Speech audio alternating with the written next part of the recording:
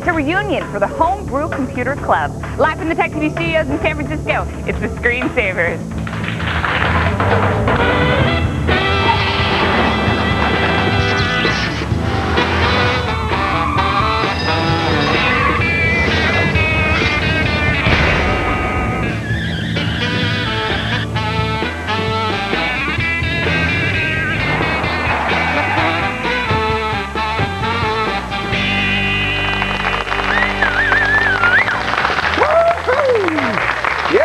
Hello and welcome to the ScreenSavers. I'm Kevin Rose. And I'm Leo Laporte. I almost said I'm Patrick Norton. That just shows you where my head's at. I'm Leo Laporte. Patrick's not here today. No. Kevin filling in. This is going to be a show. Awesome show. This is the show you want to roll the TiVo, get the VCR going, get the burro in the back to start whatever it is that you need to do to take this show. That's my house. We have a really great show today. The Homebrew Computer Club is where it all started. Before there was Windows, before there was Bill Gates, well, he was... But before there was the personal computer, there was the Homebrew Computer Club, and out of it came everything we know and love today. We've got the original founders of the Homebrew Computer Club, names you know, names you may not remember, here today to talk about the good old days of 1975. It's going to be amazing. When we think about building computers now, we go out and buy a motherboard, we get the RAM and all that stuff. We take it in our garage. These guys were actually doing the soldering on the boards. These guys built computers. Yes. They knew what they were doing. That's awesome. We have a great show today, also because Yoshi's going to show us a great mod, and of course Jessica is in chat. What you doing up there? Here's the thing, people. I've been trying to get into chat, but I think I've been having some JavaScript problems, so I'm not lying. I'm really trying to get in there. Yesterday I had a hard time, was locked out, but today, if I don't make it in, please, you guys, let's get nostalgic. Let's talk about, our favorites of the past 20 years, and Yeah, your first computer is always fun. Your first computer. Do you remember your first computer, Jessica? What was your first computer? I had a Mac. Yeah. Yeah, I think that's why the Mac is still in me, just kind of itching to get out. I'm still on a PC, but I kind of were you in high school, junior high? When did you get that Mac? I was in junior high school, and I made my mom type my papers. That's great. I didn't learn for a very long time how to type. I was lazy. Your first computer, Kevin Rose? The first one I actually bought that I owned myself was a 386 SX16. I remember a Packard Bell. Yeah. Remember the Packard Bells? Oh, yeah. They were crappy. They were junk. Now don't go anywhere just a little bit. We have 6 of the original members of the club that started it all, the first users group in the world, the Homebrew Computer Club. They're back together again. Whoa, the stories are going to be flying. You stay right here. But first, after the break, does having to get up off the couch for those trivial tasks have you frustrated? Yoshi's going to help you achieve the next level of couch potato zen. Stay right here. Don't get up. Don't get up. Sit down.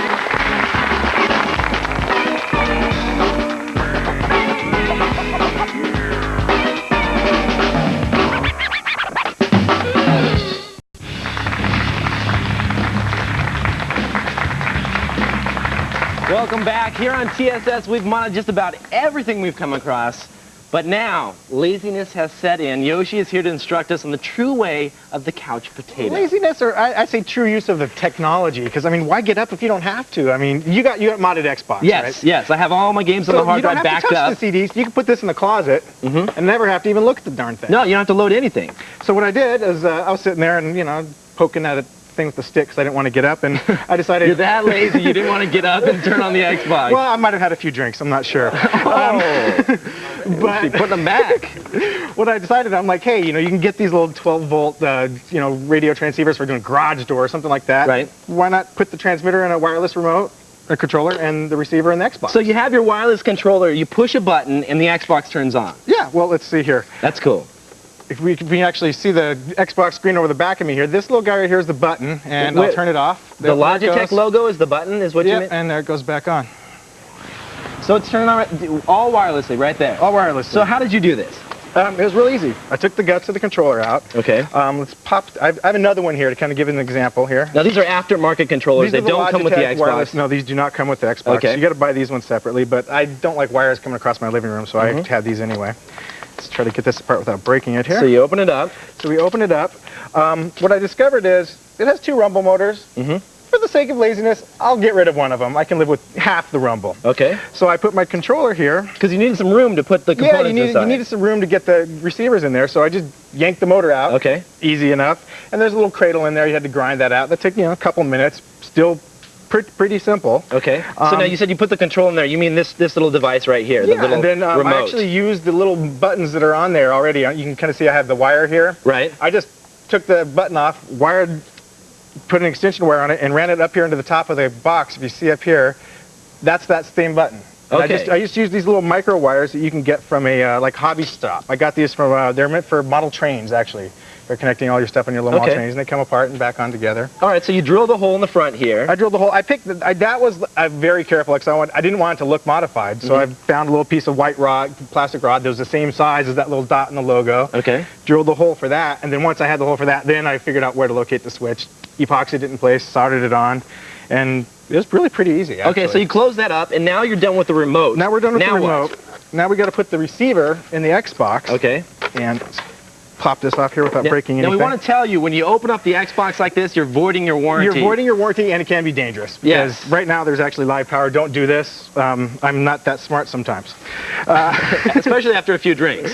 Right here is the receiver. It's real small. I decided basically what I had to do is the EMI shielding that's around the edge here, I had to cut some of that away to mount it there. I'm not really worried about it. You can remove it all the way if you want. Honestly, I didn't even take it all the way apart. I just took the parts out I had to. I mounted a power supply over here on this side. That's Radio Shack, 12-volt power supply. I actually soldered that onto the AC in leads from the main power supply, so I don't have to have any separate power supply plugs coming in. I just want the one plug. Right. Keep it simple. And wired the power up to there, and I wired the momentary contacts from the receiver up to the power switch. Nice. So the regular power switch still works. It's just it now has a second power switch, which is the receiver. So how long did this all take you, the entire process? The entire process, it took a little longer because of writing the article, but the entire process should take you a little under about 30, 40 minutes. And what about the cost? The cost, about $70. $70, and you can have complete wireless. That's cool. Complete wireless. Are you going to do this to mine? Sure. That'd be awesome. Yeah. Because then I can just sit back in the bed and just chill and push buttons. I play in bed when I'm going to sleep, and I don't want the stupid thing looping all night. You might want to turn it off right before you fall asleep. Cool. Good deal. Excellent. For all the details on how you can follow Yoshi's path to couch nirvana, head on over to ScreenSavers.com. You have an article there. There's a ton of pictures. Article, good pictures. It'll be really easy to follow along. So you can easily do that. And also, we want to remind you to register for next week's ScreenSavers LAN party powered by NVIDIA. Call for Duty was so popular, we're going to play it again. And some say it's the best World War II first-person shooter ever made.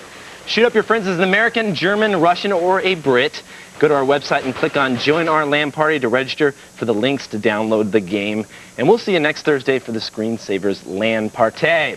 Now, coming up after the break, we begin our trip down memory lane when Leo talks to the pioneers of computers as we know them today, the Homebrew Computer Club, when the ScreenSavers continues.